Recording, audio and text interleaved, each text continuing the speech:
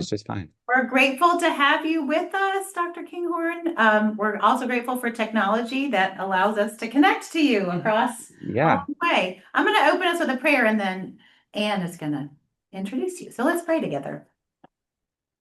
Gracious God, we thank you this morning for some sunshine that is shining upon us, at least here in the high country. We're grateful for this day and the opportunity we have to gather together to learn and to explore, and hopefully to share some. We're grateful for Dr. Kinghorn and his gifts and his willingness to share with us this morning. And we ask your blessing upon this time that we share together.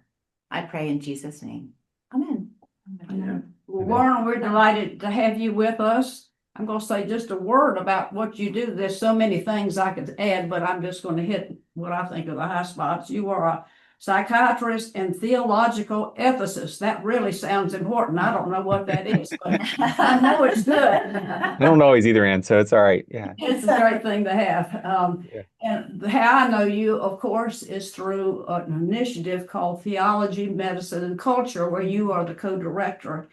And this is an initiative that brings together clergy, medical students, other practitioners to engage in Christian practices that will sort of help them as they go through in their various vocations, either medical or clerical. So does that sort of sum what that is? Yeah, absolutely. Yeah. Yeah. Thank you. Okay. Well, thank you. I wanted to say a word about your education because it was a problem for me. You have several degrees from Duke, one of them being the Doctor of Theology, and you got your MD from Harvard, but I'm sure your allegiance is with Duke, even though they lost that game last night. I was there. It was pretty sad, but I was there pulling for him. But you Yeah. know, We'll wait to basketball. that's right.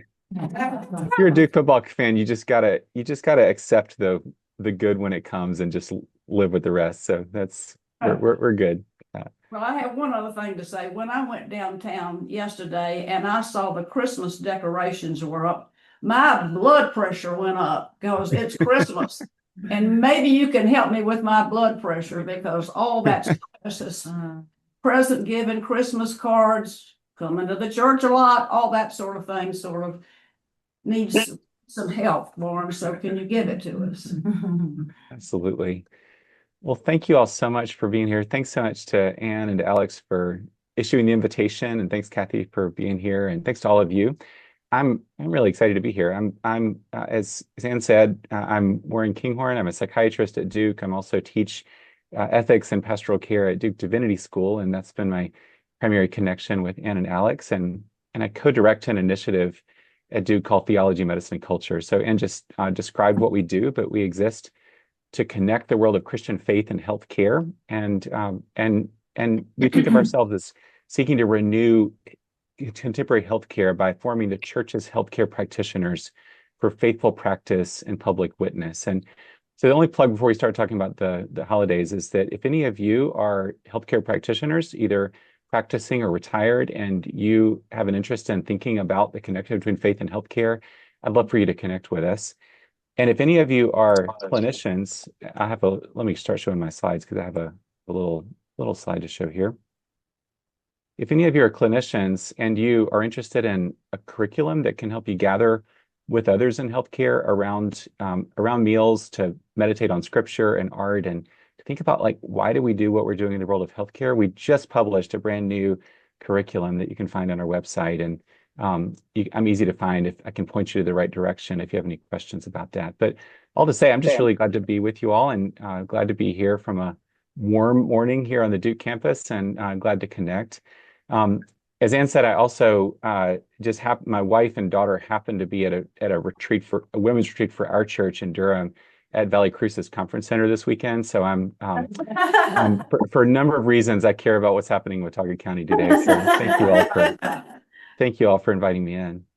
Well, the title of my talk today is Navigating Stress and Depression During the Holidays. And initially, when Anne issued the invitation, I thought it was in December. And then she said, no, we actually want to get started early with this conversation.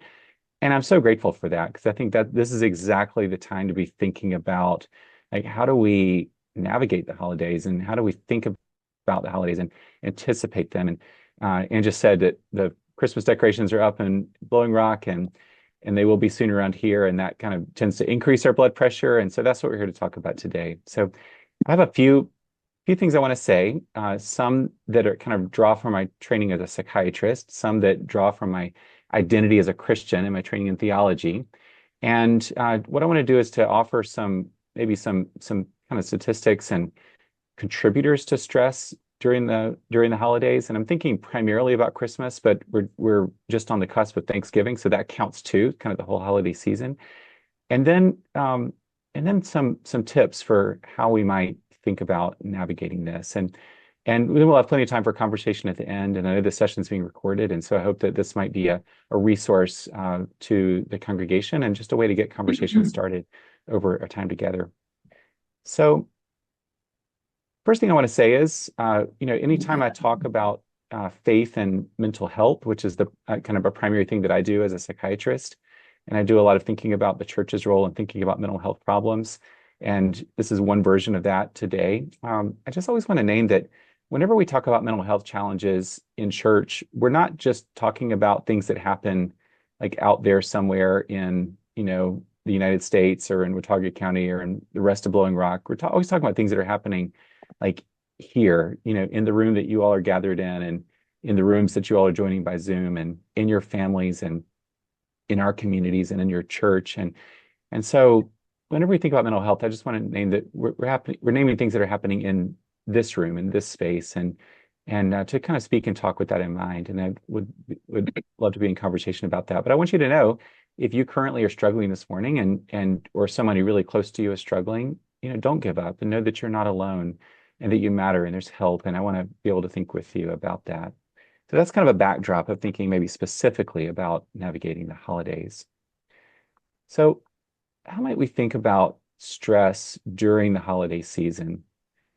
This is from an American Psychological Association poll of about 2,000 American adults a couple of years ago, and they asked these adults, like, does your stress level increase or stay the same or decrease during the holiday season? And you can see about half people said it stays the same.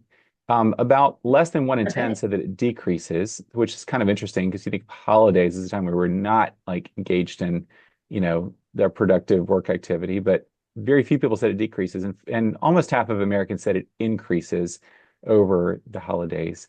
So if you're feeling like that, if like your blood pressure goes up and you see the Christmas decorations up in Blowing Rock, then you're not alone in that. And I just want you to pause for just a second. Some of you may have something in front of you to write on, and if you don't, just think in your mind, like, what is it for you that increases stress over the holiday season? And if anyone wants to just give voice to that, you're welcome just to speak up and kind of name, what is it that for you tends to add to stress over the holidays? There's so many more things to do, I feel like. Overcommitting. Yeah, there's social gatherings, mission. I mean, some of it's good stuff, right? Like extra mission things, getting the right presents for the right people, that causes me stress. Absolutely. Yeah. Yeah. Just the unrelenting, like, seems like every night there's something going on. There's a new invitation, there's presents to buy, all that kind of thing. That's what this survey showed here too. By the way, we used to work with congregations in our work at Duke, and I just learned, like, if you're doing anything with congregations, you just can't do anything between mid-November and mid-January, because the congregations themselves are just so incredibly busy with things, and people are so distracted. So it's just a time when we tend to be distracted at a time when we like to think that we could be more focused and settled. Well, here's what people said in the survey. Again, so in the same survey, 52%, 41% said their stress was increased, but 89% said something causes them stress during the holiday season. And here's what people said. These are, not specifically a Christian audience, but a nationally representative survey. 58% spending too much or not having enough money to spend, finding the right gifts, missing family or loved ones, having too much to do, feeling pressure to make the holidays special, food or alcohol related issues, not being able to spend time or be with family or loved ones, experiencing or anticipating family conflict, feeling left out or excluded, pardon my voice, and then traveling. And so these are I'm guessing that for many of you, these are also some of the things that are on your mind and heart when the holidays are approaching. Um, so in addition to that, like here's some things that I would name as maybe common sources of holiday stress. And by the way, I know we're a small enough group. If you want to just stop and talk about any of this along the way, we'll have time at the end. But please stop me. I may not be able to see your faces or bodily expressions, but just speak up and we can be in conversation about this. I think one is expectations of positivity. There's such a kind of enforced positivity, especially at the Christmas season, that sometimes can feel like it's almost to the point of denying or ignoring what's hard in the world. So you're going to all these, singing songs and going to parties and other things, and if especially if you're feeling like things are not good in your own life or in the world, then it's hard to be able to acknowledge that. There's expectations of family togetherness and harmony. And I work, I didn't say this in my bio, but in addition to my work at Duke, I'm a staff psychiatrist at the Durham VA Medical Center. So I work as a psychiatrist for veterans. A lot of the vets that I work with just absolutely really struggle over the holidays, in part because of the expectations of positivity, but also because there's a sense of like, I've got to be around all these people in my extended family. And sometimes families are not either safe or healthy systems to be in. And there's real hurt and struggle. And so that when there's the expectation that we're all going to be together, we're all going to be happy, we're all going to, that can really add stress when there's things that are going on in families. The converse of that, and this is the case both of those who are surrounded by family and those who are not, people can feel really lonely and socially disconnected. So right at a time when it feels like everybody's connected to everybody else, people who are not experiencing that, or you may be alone in a crowd, can really struggle. There's also just grief for those who've died and for broken relationships, like who won't be present at your family's Christmas dinner or Thanksgiving dinner or New Year's gathering. And that's hard. And that's part of when everybody around seems so festive, but there's this deep sense of mourning and loss for those who either who have passed on or who are no longer in relationship with us. That really hurts. And then also there can be kind of some biological things going on. The end of year holidays happen during the times when our days are the shortest and our nights are the longest. Some people can be prone to seasonal forms of depression. It used to be called seasonal affective disorder, but now we call it something different. But some people can be prone to depression when the days are coldest and darkest and we don't have much light around us. And that can contribute to all of this, especially again when everybody else seems to be so festive. So what do we do about this? I think one thing, and this is the only thing that I'll say that's kind of maybe a little more abstract around work in mental health, is that it's important to kind of put things in perspective. This is not a holiday image here, but this is an image that some of you may have seen before. I can't see your faces, so I can't see as I'm asking this. But how many of you see a young woman kind of looking away and to the left? Good. I see a couple of raising hand. Good. How many of you see an older woman kind of looking down and to the left? If you're good, okay, good. And if Yeah, we you're got somebody who can see it. yeah, so the necklace of the young woman is the mouth of the older woman. Some of you can see it's The young woman's ear. yeah, it's a figure ground image. It's a gestalt image. This is from an old I can't get 19th it. century I can see that. drawing. Your eye. Yeah. I see the eye, but I can't make the face. She would Yeah. look kind of like what we call a crone. so this is her nose, and she's got kind of a wart on her nose, and then it goes down, and there's her mouth and her chin, Oh, her that's eyes. hard. hard. So she's looking this I way. still can't. I mean, I No. I get it. I can see the different pieces, but I can't. Yeah.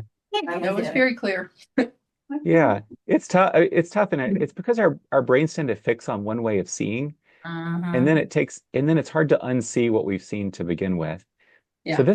this for me is a metaphor, and I use this image when I give lectures and talks about mental health, because the way we often think of ourselves as seeing mental health problems or mental illness in our contemporary culture is we see them as like individual problems that are somehow inside people. And so if you're depressed and you go to a psychiatrist like me, like you may get the message of like, you have this thing called depression and it's inside you, it's inside your brain, or it's inside your deep inside your personality, but it's your problem to deal with. And you've got to fix what's on the inside so that then you can go on in the world. Um, and that's one way of seeing. And I think for certain things like I mentioned, seasonal affective disorder, where people can get because the way our sleep cycles work and our circadian rhythms work, people can develop depression because there's just not much light outside. That's an example of how that might work. But I think so often we need to flip that around, kind of like seeing the older woman when we've just been seeing the younger woman, for example, here, which is to see mental health problems not as problems of the inside that then show up in the way that we live in the world, but as like reflecting our responses to problems around us in the world, like around relationships that are challenged or broken, or communities that have unrealistic expectations of each other or don't treat each other well, or a culture that's incredibly polarized and fractured. And when we live in communities and in families and in social scenes where there's where there's things that are wrong, like we respond to that with distress, and that might well be with anxiety or maybe eventually with feeling sad and depressed. But the problem didn't start inside of us, it started in that broader world. And it still shows up in our brains and it shows up in our bodies. But like, how do we think about mental health problems as like outside in problems and not just inside out problems? Problems of relationship and community and culture that then show up in the way that we feel. And so we might not be so quick to think about, I just need to fix myself, but we need to be thinking about like, how do we navigate the world around us? And like, how do we name what's happening around us and in our communities and think about that? And that's the kind of spirit in which I want to talk about a few things that I think could be helpful in thinking about navigating stress and depression over the holidays. So this is the main thing I want to talk about today. And to name, I like lists, especially like top 10 lists. I'm going to give you not in reverse order, but I'm going to give you in like this is in no particular order, but I'm going to give you 10 kind of practices and suggestions and ways to get our conversation started about like ways to navigate the holidays while keeping your heart and soul intact.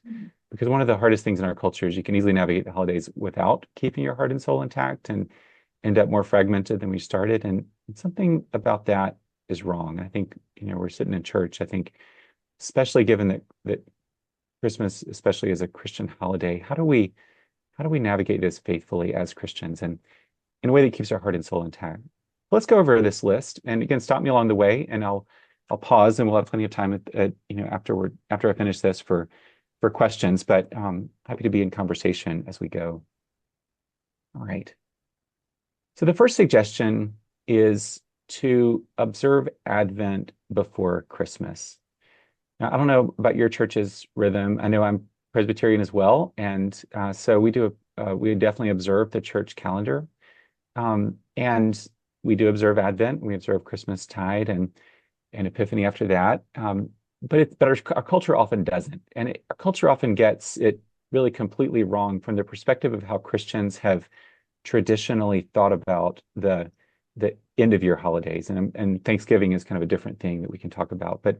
But you know, all of in the Christian calendar, you know, from the first Sunday of Advent, which is usually sometime toward the beginning of December, until December 24th, is actually not Christmas. It's Advent, and the Christmas feast doesn't start until the feast of Christmas on December 25th. And Advent is a time of waiting. And it's a time to place ourselves in the role of those Jews who were longing for the Messiah in the first century and were waiting. And I think in some ways, like putting ourselves in their role is actually useful and good to think about, because you know the people of Israel in the first century BC and first century AD, I mean, there was in some ways not a lot to be hopeful for. You know, they had experienced the exile and they'd returned. They'd been delivered from exile only to find themselves for several centuries under the thumb of these oppressive imperial powers that would tend to kind of keep them under thumb. And there'd been this brief time, you know, about 150 years before where there was the Maccabean revolt and they seemed to be gaining some, like reclaiming some self-governance, only to find themselves under their thumb again of Rome.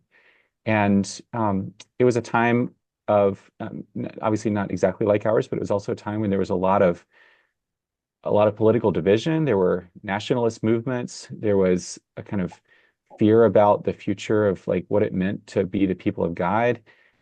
There were you know, armies and imperial powers from Rome who would be willing to sweep into cities and do kind of whatever they wanted to with the local population that were not Roman citizens. There's a lot of ways in which like putting ourselves into their world actually may help us to be able to navigate ours. And none of the challenges that we're experiencing right now in our world would have been unknown to the people at this time. And it was in this context that the angel appeared to Mary and said, "Hail, you who are full of grace," and promised the coming of the Messiah. And it was, but Advent marks not the coming of the Messiah, but the waiting and the anticipation. So we do sing Advent hymns in church. I'm sure you all sing "O Come Emmanuel," but just think about this hymn of "Come thou day spring, come and cheer our spirits by thine advent here. Disperse the gloomy clouds of night and death's dark shadows put to flight. Rejoice, rejoice, Emmanuel shall come to thee, O Israel." Here the rejoicing is real, but it's an anticipatory rejoicing because right now what we're feeling is the gloomy clouds of night. And I think we need to make space in our Christian life to really feel Advent before we jump into Christmas. And I think Christmas only in some ways has its sweetness if we inhabit Advent first. I think with this, the first 3 points are going to be kind of similar. Like we need in Advent season especially, meaning between now and December 25th, to embrace like lament as well as celebration. We tend to have these festive songs, but Advent is a time not just of anticipation, but of lament. And by lament, I mean like allowing the suffering of the world around us, allowing the suffering in our own lives and in our families to be present to us and just to bring it before God. My favorite psalm of lament, and there's a number of them that you all know, but is Psalm 13, where the psalmist is like just crying out to God, "How long, O Lord, will you forget me forever? How long will you hide your face from me? How long must I bear pain in my soul and have sorrow in my heart all day long? How long shall my enemy be exalted over me?" And this psalm, I think, captures the experience of people that are depressed, or people that are oppressed, or people that are longing for a deliverance that hasn't yet come, whatever that is. And the psalmist goes on, and the psalmist is never delivered in the psalm itself, but he's able to say at the end, "I trusted in your steadfast love. My heart shall rejoice in your salvation. I will sing to the Lord because he has dealt bountifully with me." And I love the way the tenses of that psalm go. Like the psalmist is suffering in the present, but he's able to look back to God's faithfulness to Israel, and then to hope with expectation that there will be a deliverance in the future. And that allows him to hope. And I think it's a perfect Advent psalm because we're not yet in the space of deliverance and of restoration, but we're in the space of anticipation of the coming of one who will deliver. But the suffering is present with us. And so if we don't allow lament to be part of this season, we're going to miss something that's essential, I think, for being human at this time. And then the third, I think, until these first three we kind of run together, is just with that to acknowledge grief and loss and find ways to do it in church as well as outside of church and to find support for that. I mean, people are really suffering and hurting over the holidays. Some people have lost jobs. Some people have lost loved ones. Some people have lost relationships. There's a lot there. And I think it's important to be able to name that. So one thing that you all may already do, but this is from my church's website in Durham, also a Presbyterian church, is a service of worship on the longest night. And our church is actually doing it not on the longest night, but earlier in December. A couple weeks before. So yeah, not quite, astronomically correct, but we're doing it. It's a way basically during the Advent season to step away and to not have a kind of enforced positivity, but to be able to have a service that does focus on lament and grief, but also God's comfort and our ability to be with each other in the midst of grief and loss. And for those who've lost loved ones over the course of the year, for our church, we do this every year. This is an incredibly important time.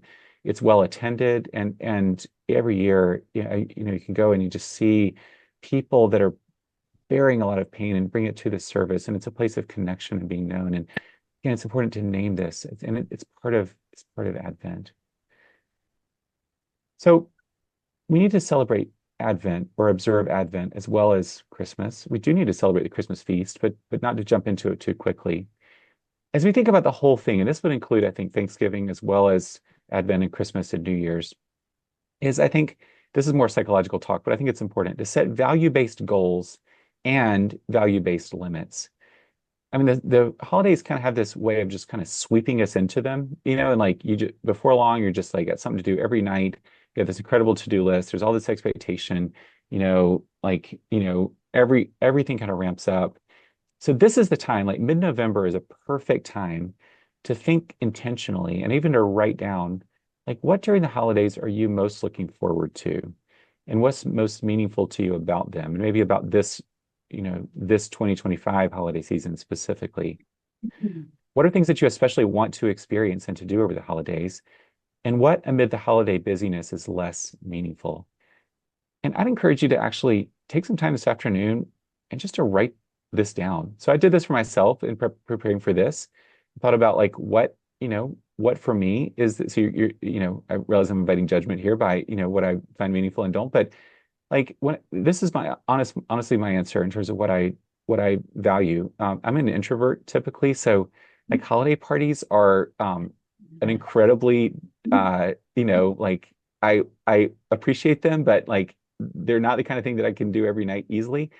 But when I think about what I really long for over the holidays, it's like time with my children, including my daughter who's in college now, who's, will be coming home, and time with my wife, Susan, and time with my parents. We usually go down to see them in South Carolina a few days after Christmas, and that's a good time to be with them. And my wife, Susan's parents live in Durham, and they come over, and we're able to be with them more around Christmas, and that's really important. And for me, like time to be rather than to do. I know that sounds impossible over the holidays, but for me, working in a university and having some time at the end of the year when the semester's over to kind of just not have quite as much, of the everyday things work-wise, and to be able to be with family and to have a little more open time, it's really important. And also, I mentioned in my church's longest night service, but the annual rhythms of worship at my church of longest night, and we have a festival of lessons and carols and Christmas Eve service. All that is really important to my family and to me, and I love that. And that's what I really want to be able to do. Other stuff, honestly, is a little bit like I recognize the goodness of it and importance of it in some ways, but like holiday parties, Christmas cards, receiving gifts, shopping, decorating, more holiday parties, like those are things that that I'm not saying they're not good things. There's good things that come from them, but I don't want my holidays to be so bound up in those things that on the right that I'm not able to do things on the left. So what then might mean to set limits on that, to be able to maybe say no to some invitations, as much as I appreciate invitations, as around like holiday drop-ins and that kind of thing. What would it mean to have kind of expectations with others about the kind of gifts that we'll give and receive? Like what might that mean for you? And so be intentional about that is really important. The fifth thing, and probably the most important thing I'll say today, is that before all else, remember that you are known and loved by God, and that's the deepest truth of who you are, more than anything else in the world, and that God knows you and loves you and delights in you. And I love how the Catholic philosopher Joseph Pieper, when he meditates on Genesis 1:31, and God saw all that God had made, and behold, it was very good. And this philosopher Joseph Pieper says, what does it mean for God to look at the creation and say, this is good? And he says it's something like approval. It's like God's looking at us and at all creatures and saying, it's good that you exist. It's good that you're in this world. And this is something that God says to us daily and hourly and every second. And it's something that we can say to each other and to ourselves, that it's good that you exist and it's good that you're in this world. So that's a positive affirmation. And the most important thing I'll say today, which is that the deepest truth of who we are is that God knows us and loves us. And that's enough. And it allows us to say no. So this is not 2 points, but 1 point. It allows us to say no to a common value in our culture around the holidays, which is that the value of our lives is found in production and consumption.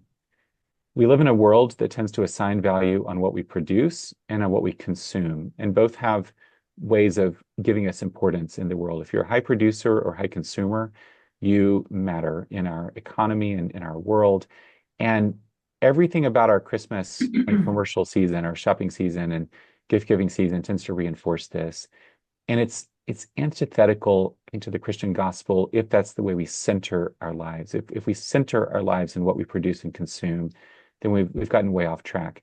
It is a gift to be able to produce and to be able to participate in God's creativity and be able to give gifts to others and to be with others and to build the fruit of our lives. And it's a gift to be able to enjoy good gifts and to be able to receive gifts from others. Those aren't bad things, but they don't center the value of our lives in a way that we can easily get swept into in the world that we live in, especially around Christmas, like the commercial parts of Christmas holiday. And with that, the next suggestion, I know this seems kind of abstract, but it's really deeply important, is to connect with beauty. So often over the holidays, there's these like, we just get so like our heads are down. I've got to do this thing. I've got to get to the mall, or I've got to go online, or I've got to like, make this obligation, or I've got to make these, this like, pumpkin bread or whatever it is. And we just forget to just watch and be around us. I mean, you all, I know I'm preaching to the choir. You all are in an incredibly beautiful area of North Carolina. There's natural beauty all around you. There's the beauty of people and relationships all around you. How over the course of the Christmas season do you connect with beauty? And that also I think means stopping in worship, like to connecting what's beautiful about this story of the angel appearing to Mary and Mary bearing Jesus and Mary and Elizabeth, meeting each other and the coming of Jesus as a baby to us. Like there's so much beautiful about this story, so many ways that we can meditate on it. So what does it mean to stop and allow the beauty of that story and those stories to sink into us? That helps to keep us grounded. I think the seventh is to care well for your body. It's so easy around the holidays, especially when it's colder, it's darker, the days are not as long. There's a lot more opportunities to eat things that are maybe not the things that are best for us, and I'm not against like feasting on pretty much everything that you can eat around Christmas, but I think if we're doing that all the time and we're not thinking about like what's happening with my body, am I getting the kind of exercise that's good for me? Am I eating in a reasonably healthy way? Am I sleeping? It's easy then that can add to our stress and can definitely contribute to depression over the holiday season. So how do we care well for ourselves in the context of the holidays in ways that helps us to live well and to like tend to the bodies that God has given to us, and that includes caring well for others too. And related to that, and I put it as a separate point because I think it's important to say, is be careful about alcohol. So I'm not a teetotaler. I appreciate alcohol in different ways, and yet I mean all of you have seen the headlines recently about alcohol that we used to think that maybe a glass or two of wine was good for us. It's clear that that's almost certainly not the case in terms of just specifically health. I think there's other goods to alcohol at certain times and occasions. So I'm not saying to abstain entirely, but especially around the holidays when we're often guests of others. There's often, eggnog and other kinds of things that are around. It's really easy to drink more than we think we are, or to be in situations where we feel like we have to drink and maybe that's not good for us. So both in terms of inadvertently getting into trouble with it, like drinking too much at a holiday party and then driving home and potentially having awful things happen, or just frankly those that are struggling with use of alcohol. I'm having just recently learned myself that a close extended family member who I had never thought of as having trouble regulating alcohol was really having a lot of challenges. Like it made me realize we don't know around us, like who is it that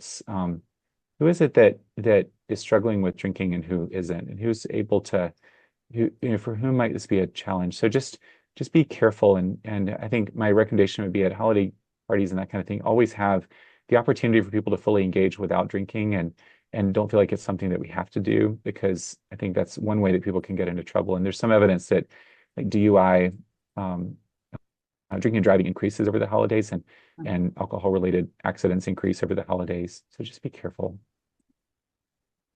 The ninth thing is most of my top 10 list. The ninth thing is to nurture meaningful relationships. And this kind of goes back to some of those points about value-based, making value-based goals and value-based limits. Like, what are the relationships that are important to you, that are accessible to you? And I realize some relationships are not accessible to us for various reasons right now, but who is it that you would want to, in some ways, continue to build relationships with over the course of the holiday season? And think about that and make that part of your value-based goals. And what opportunities do we have to be intentional about that rather than just assuming that, oh, because somebody will be over, we'll talk to them. But how do we use this time to cultivate kind of relationships that are good for us? And so much of what I'm saying is like, think about like, what is it that we actually really need as human beings? And like we need to be connected with God and with others and with the world around us. We need to be engaged in things that are good for us. We need to find a kind of sense of vocation and purpose. We need to care well for ourselves and our bodies as God's good creatures. Like, these are things we need no matter what month of the year it is, but we need them over the holidays too. So how do we just be intentional about that? And then I think the 10th thing I would say that is kind of a hard thing, but I think also a true thing is that we need to accept the reality of change. One of the reasons that holidays can be so sad for so many people is because we have these memories of how holidays were at one point or should be, or how we wish that they were, and yet for various reasons that's not the case. There's people that we've celebrated holidays with before that are no longer with us, and there's times in our own lives that we could do certain things and now we can't. And I think it's so easy in the holidays to get kind of nostalgic and be like, I wish that I could only be back to this time before where things were different. And yet that's not the way that our lives work. It's not the way that our world works. And I think we can accept that change is a reality. And so we have this Advent and Christmas season of 2025, 2026, not any other. So how do we live into this one and accept the gifts and also mourn the losses of this one? And this is part of the Christmas story as well. I just think about What Child Is This? These Christmas carols that I love so much. Why lies he in such mean estate where ox and ass are feeding? Good Christians fear for sinners here, the silent word is pleading. Raise, raise a song on high, the virgin sings her lullaby. Joy, joy, for Christ is born, the babe, the son of Mary. I love how, I mean, this brings it out so beautifully, but I love how, Jesus came as a baby into a world of change, in a world where things were fragile, in a world where death and life were not guaranteed, or death was guaranteed, but life was not. That there was this way in which everything was changing, and yet this baby, this child, is the word is the word by whom the heavens and earth were made, and in whom all things hold together. So there's a way in which like Christmas invites us into the reality of change, and also into the kind of hope and trust that we serve a God who will be with us and will restore and will redeem and will hold our lives in his life. And I think it's that hope that we can really draw on and allow to become something that is just with us, throughout the holiday season. With that, I promised my top 10 list, and that's it. So I'm going to stop sharing my slides, and we have some time just for conversation. Warren, I appreciate your sharing your list of meaningful things to do. I noticed that holiday parties were on it twice of things you avoided. They were, yeah, that's right. Yeah. We had a scholar one time who said he'd rather have a colonoscopy than go to a holiday.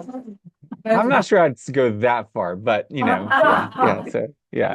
But you go But to a party and guess what's the first thing somebody says to you? Are you ready for Christmas? There goes the blood pressure. No, that's right. Don't tell me you've sent all your Christmas cards and got all the presents on there. I think I'd say I'm not ready for Christmas because I'm having to come to this party. That you don't like to do. Does Susan have to do those things? Like that's a great question. shopping? Yeah. No, we partner on things. She doesn't really like those things either. So, I mean, I've said things like decorating or things that we do enjoy doing together. I don't want to get, make that too much, but that for us is we have a tradition of buying a tree and decorating it, and as the kids have grown up, that's been important to them, and so that's a good thing. And no, we do share the load in terms of the, you know, shopping and getting ready for things and that kind of thing. But I do think it's important that I aware of that. Some things just have to be done. And so just because I don't like doing them doesn't mean that I can then just offload them onto, Susan, as she would tell you very well if she were here this morning. So, yeah. Questions? So for me, I've experienced loss, significant loss, and it's been a few years. And so right after it happened, it didn't bother me as much as it's starting to bother me now, years later. I lost my mother, and then the next year I lost my husband. And so trying to deal with that, and my family is not close by, so my church family is and friends, but it nags at me, and it makes it hard to decorate, and and it comes and goes. It's not pervasive. Like I don't feel like I'm very depressed, but it's stressful, I guess. And how would you suggest getting out of that? Yeah. Thank you. I didn't catch your name, so thank you so much for that. Holly. Hallie, yeah, thank you so much. Yeah. I think it's a really great question. And I think that I love your expression that it nags at me. I think that describes the experience of a lot of people. And it's like it's just this thing that doesn't go away, and it's like it's there, and it's present, and I mean the truth is there's no one thing I can say that will like take away that nagging, nor do I think you would necessarily not want that to be in some ways like there and present, because those are losses of, I mean, the reason you're feeling the nagging is because those are, people that you loved and you miss, and there's a kind of grief there that is okay to feel. I think my main advice in this kind of case would be, one is to make sure that at some point over the season that you're able to like acknowledge and name that ongoing grief and loss, preferably with others. So like in my church, the longest night service would be a time when that could be done in church. It doesn't have to be that, but some way to be able to kind of mark, and even, if you even to kind of be able to, not in a seance way, but to be able to kind of in some ways name, or to write a letter or name something to those that have passed on, that you miss them. And I think some way to name that is important. And so that's one thing. Don't just kind of shove it aside, because the nagging is a sign of love, and the love is a good thing. And so I think that's important. And then I think with that, for all of us, like what are and I'm sure you have developed this because you're living in a place that's, different than where your rest of your family is, but like what are some kind of routines and rituals that you can develop that are new, that don't take the place of what came before, but they're new and they're good and they're beautiful, and you can kind of lean into them as a kind of opportunities for this particular chapter of your life, of our lives. And those are the main things that I would encourage people to don't just kind of push it away as if it's just gonna go away or should go away, but name it. And then what does it mean to in the midst of that to still do things that are beautiful and that are life-giving, that fit this particular season. Busy taking notes on what you're saying. Yeah. Thanks, Yeah. Hallie. Thank you. Yeah. Related to the feeling of loss of a loved one. And I lost a daughter a few years ago. She lost a younger sister. And we have other family members who I will not name that she knows that are addicted to social media. And by the way, that's another thing that causes me a lot of stress in social media. The inbox that is constantly full, and trying to sort through that. But anyway, this particular, two of them celebrate the death date of these people, and oh, was thinking of you so much today, the day of your big loss. And I'm thinking, I didn't really need that. How about let's think about their birthday? Maybe that would be a more appropriate thing. So those are just observations on loss, Yeah, stress. that's helpful. That's helpful, Alex. Yeah, thank you for saying that. And those are real losses. And I do think, it's hard when we have these kind of automated reminders of things that, people don't often know what people who've lost people really want or need. It's easy to kind of send a message on Facebook or something like that.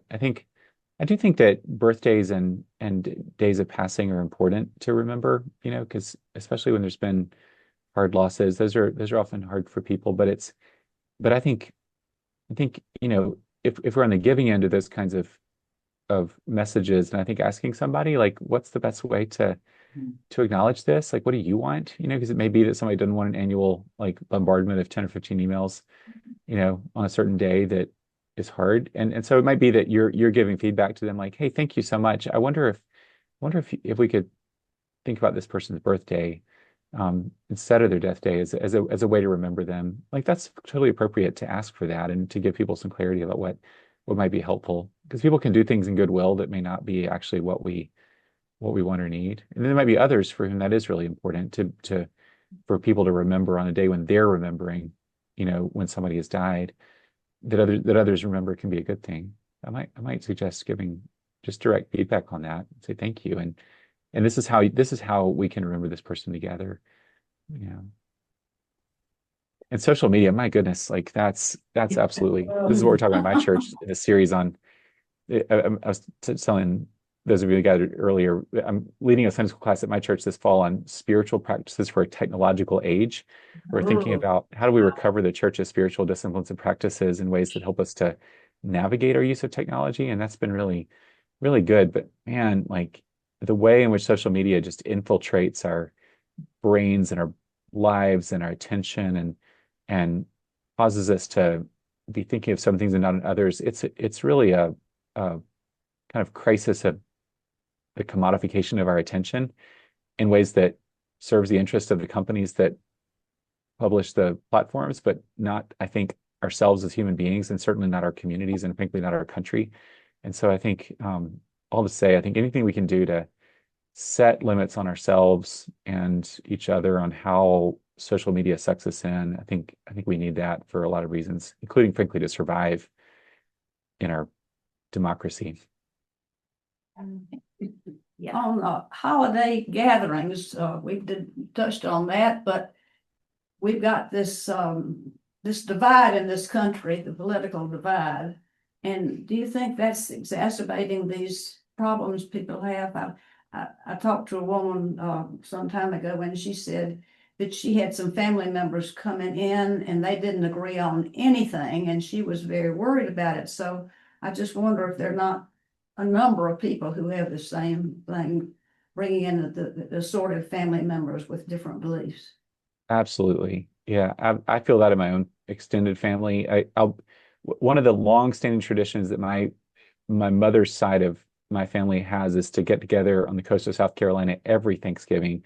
We've literally had this big gathering for this. This will, I think, be the 51st year that the family's gathered, and very rarely do people miss. It'll be about 35 people that are gathered together, and it's an incredibly politically divided, diverse group. Like there's people on the pretty far left. There's people that are like fully into MAGA, and it's been really hard in the last few years to navigate that. Mostly we just try not to, but when those things come up, it gets really challenging, and especially when they come up around things on issues that people really care about. So I just say I feel that, and I think it is good to find ways to be together. Sometimes you can, depending on how well the family communicates in general, you can kind of say, we're going to be together, we're going to agree to disagree. So we're not going to let this become a kind of simmering cauldron of avoidance, in our time together.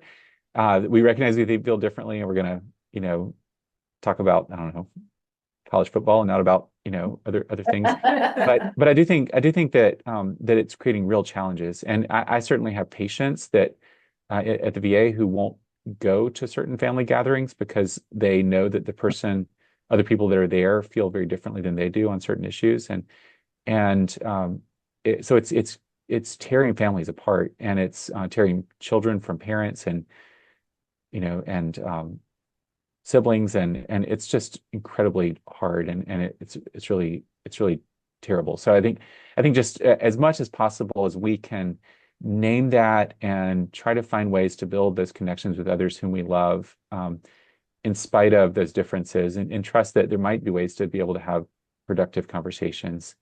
But I think mainly right now we just have to name that we're in a really hard spot in terms of the way that people feel torn apart. And I think it's also just that, like, I'm just so struck in my own clinical practice how, I'll have veterans who come in and who are so fully surrounded by like right-wing media, like their only news sources come from certain YouTube channels and certain media outlets and social media profiles, that, like, I think they live in a completely different world than other veterans who are, living in different kind of settings. And like I'm just struck that people are just inhabiting different worlds because they're all their information about what's going on in the world is coming from different places.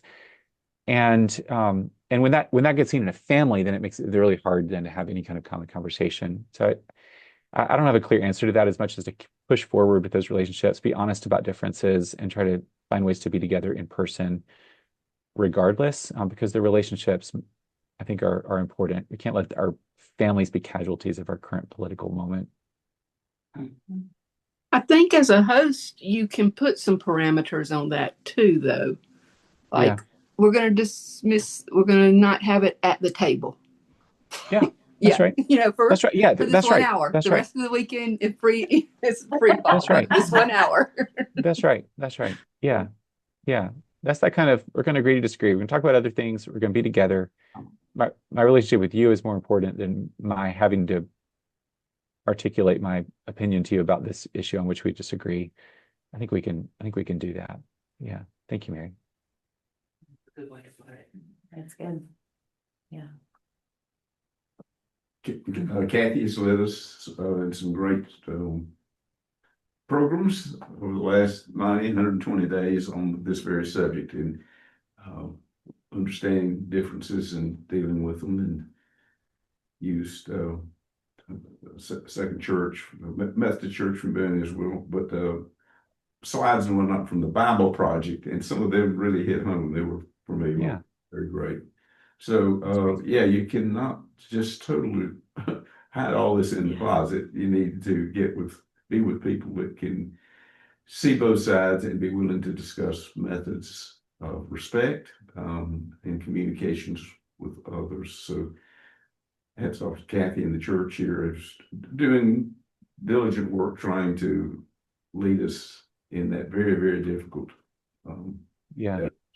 And the churches are not always like this. My church in Durham is a PCUSA church that tends to lean a little more evangelical than the mean of the denomination, but we have a pretty politically diverse congregation. I mean, like, and I can't tell you the numbers, but it's, I don't know if it's half and half or 60-40 or whatever, but there's a lot of people who voted Democrat in the last election, a lot of people who voted Republican, and people all over the spectrum. And so to find ways to live that together in a congregation is both really beautiful and also just perpetually challenging. And so, we're always like, so I don't know what Rumpel is like, but I'm guessing Very much y'all like probably have that. I'm guessing y'all have some political Yes. diversity too. And so just We how do. can the congregation be a laboratory for living in a community together and trying to be honest about things and talking about things, but not to allow that to sever the possibility of worshiping and living together is important. When these are important issues. I'm not trying to like, paper over the importance of some of the disagreements that we have with each other. I like the idea that the church could be a laboratory, because if we could do it here, well, then we can go out and do it outside of a warm, nice place that we feel like we're loved. That's right. And, I mean, so much of the polarization in our culture is a polarization of the church, where any kind of middle space, any congregation where people aren't siding all one way or the other is increasingly a difficult place to be. And so I think those churches, I don't think that holding the middle ground is like the goal for its own sake. We're not like trying to just be moderate or whatever, but I think or to pretend that political differences don't matter, but I think being spaces where we can focus on the service of God and others in ways that aren't defined by party affiliation or by the social media feeds that we watch or other things. I mean, that's what the church is called to do. And I think you're seeing that now in like the Catholic world, where the bishops just put out this pretty strong statement on immigration that is kind of interesting in their world. So what in the Protestant world, what kind of opportunities do we have to kind of find ways to kind of focus on the important things that might not easily sort into the either or that we currently find ourselves in politically? I certainly feel that.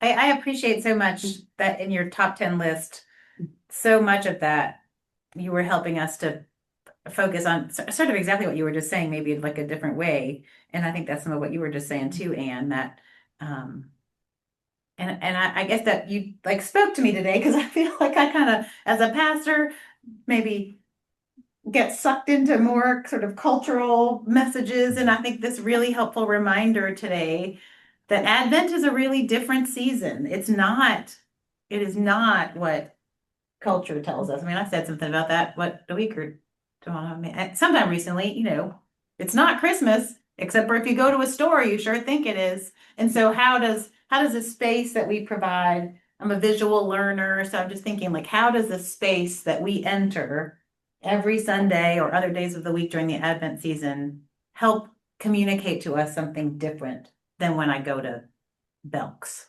or I think that's a really important part of our invitation as the church is to offer that season of preparation and waiting and be very intentional about it and not apologetic. We like sort of add more decorations every Sunday during the season of Advent to sort of visually remind us we're getting closer.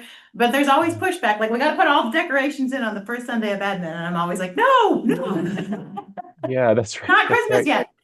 That's right. So that anticipation, it's good. It's good to celebrate. It's not we shouldn't be joyful during Advent, because Advent is a time of anticipation, but it is also a time of waiting and naming. And I mean, not to bring it back to politics in the very last minute, but I think I was hit kind of hard by the reporting this weekend out of what's happening in Charlotte. Yeah. And just because I know Charlotte well, and just to think of things happening in Charlotte that have seemed kind of far away, for now. And just thinking, and also just having reached in our church, hearing some folks from Eastern Democratic Republic of Congo talk about this incredibly precarious space that they live in other parts of the world. I'm like a world where things are chaotic is exactly the kind of world in which Jesus was born. And so if we can like use this time as a time to build kind of bonds of solidarity to others who feel vulnerable and who feel like things are uncertain and who don't know like if they're safe, and who are longing for security and clarity. Like if Advent can help us to build that kind of solidarity with people and to be able to feel the kind of groaning of the world in some ways, then we're on the right track, I think. And that's important. As part of being joyful, I mean, as part of the joy that we do carry, in the story of Christmas. Well, Warren, I'm sad to say we're at the end of the hour. Yeah, nobody could believe it, but I think you've given us something to think about, and we've got time now to maybe change our mindset and change our direction this Christmas, and we'll see if we can get some things off the top 10 list, like the parties. That sounds great. Stars. But thank you so much. Thank you so much. Thank you. Yeah, I just appreciate y'all. Yeah, thank you. I just really appreciate you all, and thanks for being here today. And Anna, I have your email address, so I'll send you a PDF version of my slides so that you have them and can distribute them however you want to. And yeah, I'd love to stay in touch. So if any of you, I've so appreciated getting to know Ann and Alex, but if any of you are interested in connecting to our work at Duke, either in our theology, medicine, and culture work or the broader divinity school or anything, I'm easy to find. So just be in touch and let me know. Thank you so much. Thank you. Thank Thank you. you all. Have a great day. Happy Thank you. Thanksgiving. Thanks. You all too. Thanks so much. All right.